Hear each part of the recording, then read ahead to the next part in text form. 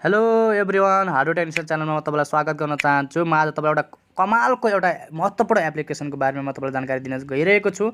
Please तपाईँलाई हेर्न चाहिँ नभुल्नु होला। कि तपाईँले चाहिँ तपाईँसँग विभिन्न किसिमका कला छ, तपाईँसँग भोकलिस्ट गर्ने एउटा एकदमै तपाईँलाई एकदम सिङ्गिङ गर्ने एउटा गीत गाउने एउटा कला छ भने त्यसलाई एडिटिङ गर्नु पऱ्यो, मिक्सिङ गर्नु पऱ्यो भनेपछि तपाईँले स्टुडियोमा जानु पर्दैन। तपाईँले एन्ड्रोइड फोनमा मजाले त्यसलाई तपाईँको भोकललाई मजाले एडिट गर्न सक्नुहुन्छ। विभिन्न किसिमका तरिकाले तपाईँले साउन्ड इफेक्टहरू राख्न सक्नुहुन्छ, मिक्सिङ गर्न सक्नुहुन्छ। त्यो एप्लिकेसनको बारेमा तपाईँलाई महत्त्वपूर्ण एप्लिकेसनको बारेमा तपाईँलाई सिकाउन गइरहेको छु। सम्थि 1 मिलियन चाहिँ पिपुल्सहरूले चाहिँ डाउनलोड गरेर यसलाई युज गरिरहेका छन्। म तपाईँलाई पनि त्यो महत्त्वपूर्ण एप्लिकेसनको बारेमा सिकाउन गइरहेको छु। तपाईँले चाहिँ विभिन्न किसिमका चाहिँ अडियोहरूलाई एडिट गर्न सक्नुहुन्छ, साउन्ड इफेक्टहरू राख्न सक्नुहुन्छ। त्यो एउटा चाहिँ लाइकको एउटा चाहिँ स्टुडियो जस्तै छ। तपाईँले स्टुडियो रेकर्डिङ स्टुडियो जस्तै छ, त्यसलाई रेकर्ड गरेर मजाले विभिन्न किसिमको साउन्ड इफेक्टहरू राख्न सक्नुहुन्छ। त्यसका लागि प्लिज त्यो एप्लिकेसनको बारेमा सिकाउनुभन्दा पहिला सब्सक्राइब गर्न नभुल्नु होला र सँगै भएको बेल आइकनलाई पनि दबाउन नभुल्नु होला। र सँगै भएको चाहिँ साइडमा चाहिँ तपाईँले कमेन्ट, सेयर र चाहिँ त्यसपछि लाइक गर्न चाहिँ नभुल्नु होला। यति 3टा अप्सन तपाईँले भुल्नु भएको छैन भने म तपाईँलाई एकदमै धेरै धन्यवाद दिँदै म यो एप्लिकेसनको बारेमा विस्तृत रूपमा चाहिँ जानकारी दिन तपाईँको माझ उपस्थित भइसकेको छु। यति गरिसकेपछि म तपाईँलाई एप्लिकेसनको नाम दिन चाहन्छु। एप्लिकेसनमा सबैभन्दा पहिला एउटा एप्लिकेसन डाउनलोड गर्नुपर्ने हुन्छ।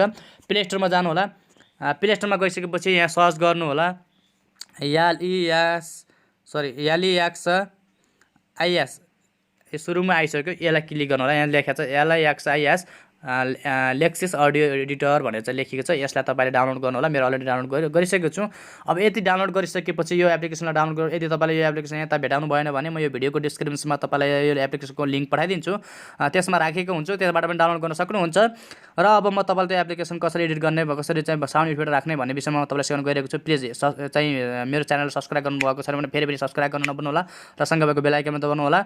आगामी आउने भिडियोहरू पनि तपाईँलाई म चाहिँ राम्रो भिडियोहरू अपलोड गर्न सकूँ र तपाईँलाई चाहिँ चाहिने ट्रिकहरू, विभिन्न किसिमका टेक्निसियन सम्बन्धी सपोर्टहरू तपाईँलाई म उपलब्ध सहजसँग गराउन चाहन्छु। त्यसकाले म म चाहिँ त्यो एप्लिकेसनको बारेमा जानकारी दिन गइरहेको छु। सबैभन्दा पहिला ओपन गरिसकेपछि मैले अलरेडी यहाँ चाहिँ अडियो चाहिँ रेकर्ड गरेर राखेको छु, अडियो चाहिँ रेकर्ड गरेको छु। यहाँ तपाईँलाई यदि रेकर्ड गर्नु पऱ्यो भने, तपाईँले गीत गाउनु पऱ्यो भने यहाँ रातो चाहिँ बटनमा चाहिँ क्लिक गर्नु होला र मजाले तपाईँले रेकर्ड गर्नु होला। रेकर्ड गरिसकेपछि यस्तो इन्टरफेस देखाउँछ। रेकर्ड गरिसकेपछि मैले चाहिँ रेकर्ड अलरेडी भइसकेको छ, हेर्न सक्नुहुन्छ।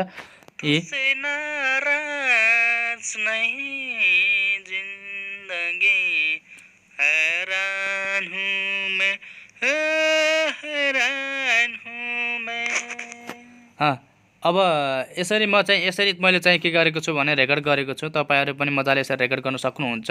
यसरी रेकर्ड गरेपछि अब कसरी साउन्ड इफेक्टहरू पार्ने भने थ्री डटमा यता साइडको थ्री डटमा जानु होला। त्यसपछि इफेक्टमा जानु होला।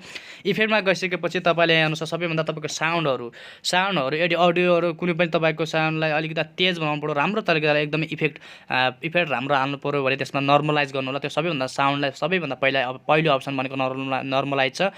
नर्मलाइजमा क्लिक गर्नु होला। स्पष्ट सुनिन्छ। त्यसपछि अब हेर्नुहोस् त कस्तो सुनिन्छ।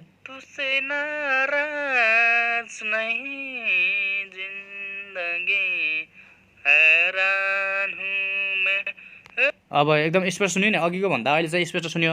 र त्यसै गरेर तपाईँ अर्को इफेक्टमा जान सक्नुहुन्छ। यसको इफेक्टको यसमा चाहिँ नर्मल, त्यसपछि तपाईँ जान सक्नुहुन्छ। चेन्ज पिच पनि छ। चेन्ज पिचमा क्लिक गर्न सक्यो भने चेन्ज पिचको यो चेन्ज पिच भन्ने छ। चेन्ज पिचमा के गर्छ, साउन्डहरू पातलो बनाउने, साउन्डहरूलाई अलिकति विभिन्न फेरबदल गर्नको निमित्त यसलाई ठुलो मद्दत गर्छ। यसमा चेन्ज पिचमा तपाईँलाई इक्जाम्पल दिन चाहन्छु। यो चेन्ज पिच हेर्नुहोस्, बजाएर हेर्नुहोस् एकचोटि।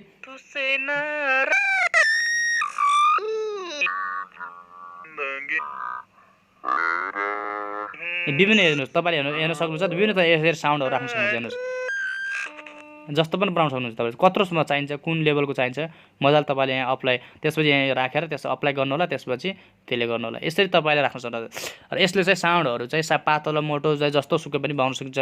त्यसकाले अर्को चाहिँ छ यता साउन्ड इफेक्टकै अर्को छ एउटा चेन्ज टेम्पोमा। चेन्ज टेम्पोको अर्थ के हुन्छ भन्दाखेरि चेन्ज टेम्पोले आवाजलाई भारी बनाउँछ क्या, एकदमै राम्रो तरिकाले। एकदमै पछाडि साउन्ड हुन्छ, त्यो साउन्ड भारी फ्यानहरूको आवाज जस्तो आउने त्यस्तो ब्याकग्राउन्ड राख्न सकिन्छ। यो भारी फ्यानको लागि हो। हेर्न सक्नुहुन्छ। तपाईँले टेम्पो चेन्ज मैले चेन्ज गरेर देखाउँछु। प्ले गर्नु होला।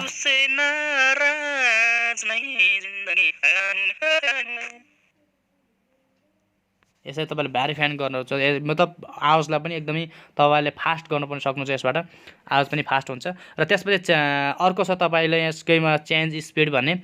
यसमा चेन्ज स्पिड छ। चेन्ज स्पिडको मतलब के हुन्छ भने तपाईँले गाएको गानाहरूलाई कतिको स्पिडमा राख्न सक्नुहुन्छ। स्लो मोसनमा राख्ने कि स्पिडमा राख्ने कि, जस्तै तुझसे नाराज नहीं जिंदगी हैरान हूँ मैं मजाले हेर्नुहोस् बच्चाको जस्तो ए यस्तो तुझसे नाराज नहीं जिंदगी हैरान हूँ मैं यसरी तपाईँले राख्न सक्नुहुन्छ हेर्नुहोस्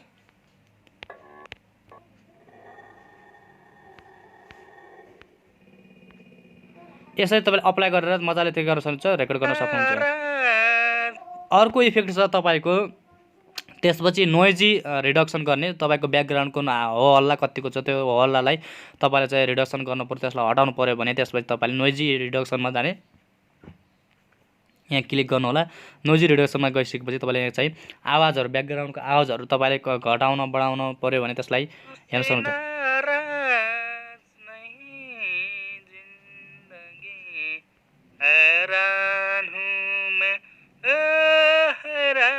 ब्याकग्राउन्ड साउन्ड ब्याकग्राउन्डमा भएको नोइजीहरूलाई हटाउने हो यसको काम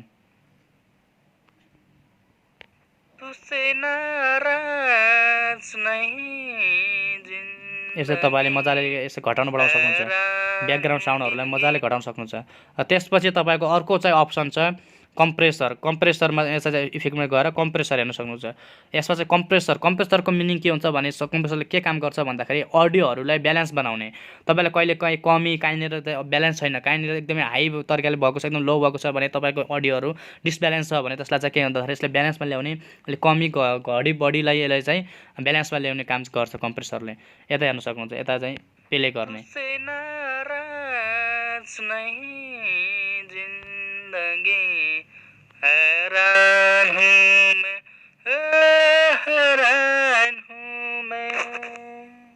यसरी तपाईँले हेर्न सक्नुहुन्छ मजाले यसरी तपाईँले राख्न सक्नुहुन्छ यसरी यसरी फाइदाहरू लिन सक्नुहुन्छ तपाईँले यसलाई चाहिँ के भन्दाखेरि एकदमै सस्तो मूल्यमा सस्तो तपाईँले जुनसुकै ठाउँमा पनि तपाईँले भिड पाखा जहाँ जानुभयो पनि मजाले आफूले गाएको गानालाई मजाले एडिटिङ गर्न सक्नुहुन्छ तपाईँले चाहिँ यस कुनै पनि इन्टरनेटहरूको आवश्यक पर्दैन इन्टरनेट पनि चाहिँदैन र अर्को अन्तिममा अर्को कुरा छ इको भन्ने चाहिँ एउटा इकोको बारेमा पनि तपाईँलाई म सिकाउन गइरहेको छु इकोले के गर्छ भने ब्याकग्राउन्डको अडियोहरूलाई हटाउने काम घटाउने र बढाउने काम गर्छ ब्याकग्राउन्डको विशेष गरी इकोले यसमा हेर्न सक्नुहुन्छ इकोले यता हेर्नुहोस् प्ले गर्दाखेरि प्ले गर्नु होला यो इकोहरू ब्याकग्राउन्ड साउन्डलाई घटाउन बढाउने काम गर्छ यसले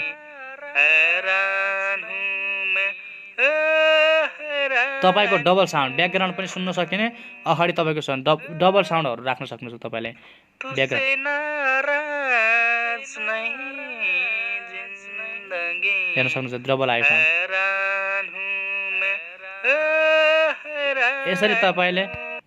यसरी तपाईँले चाहिँ ब्याकग्राउन्डको साउन्डहरू पनि इको साउन्डहरू राख्न सक्नुहुन्छ र अर्को लास्टमा एउटा अप्सन छ तपाईँलाई एक दुईवटा अरू पनि छन् थुप्रै चाहिँ इफेक्टहरू छन् तपाईँले इफेक्टहरू मजाले राख्न सक्नु इको छ रिभर्ब यसले चाहिँ के गर्छ भने साउन्डहरूलाई घटाउने बढाउने गर्छ भिकोडर कन्भर्टर स्टोरेज मोनो भन्ने छ यसले चाहिँ खासै त्यति इफेक्ट पार्दैन कन्भर्टर मोनो चाहिँ कोमा केमा गर्ने भन्ने विषय हो यसले चाहिँ तपाईँको त्यति आवश्यक पर्दैन त्यसैले मेन चाहिँ तपाईँले यसलाई जुम गर्न पनि सक्नुहुन्छ जुम गरेर यसलाई घटाउने बढाउने कत्रो ठुलो सानो बनाउन सक्नुहुन्छ त्यसपछि यसलाई घटाउने बढाउने विभिन्न किसिमका तपाईँले अडियोहरूलाई एकदमै इफेक्ट पार्न सक्नुहुन्छ यति मात्रै नभएर तपाईँले चाहिँ कुनै पनि साउन्डहरू यदि काट्न पर्यो जस्तै यो साउन्डहरू त लास्टमा चाहिँ मेरो चाहिँ यो लास्टमा यदि साउन्ड राम्रो छैन वा ठिक छैन भने यदि त्यसलाई काट्न पर्यो भने कहाँबाट कहाँ काट्ने भन्ने भयो अब यी दुईवटा अप्सनलाई लिने यता प्लेको साउन्ड हो यी दुईवटा हेर्नुहोस् यो एउटा अब कहाँसम्म काट्ने यदि दुईवटालाई यदि यहाँबाट यहाँ काट्ने हो भने यदि यो साउन्डलाई हटाउनु पर्यो भने तपाईँले के गर्ने यसमा जाने त्यसपछि साइलेन्स छ साइलेन्समा के गर्ने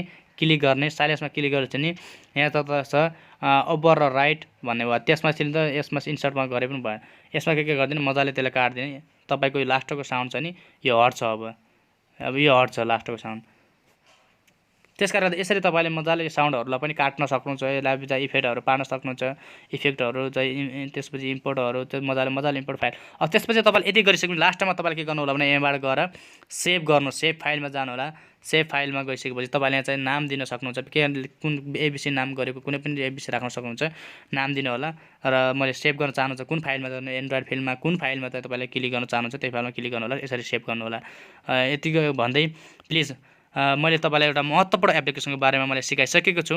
म आजलाई यति भन्न नै चाहन्छु।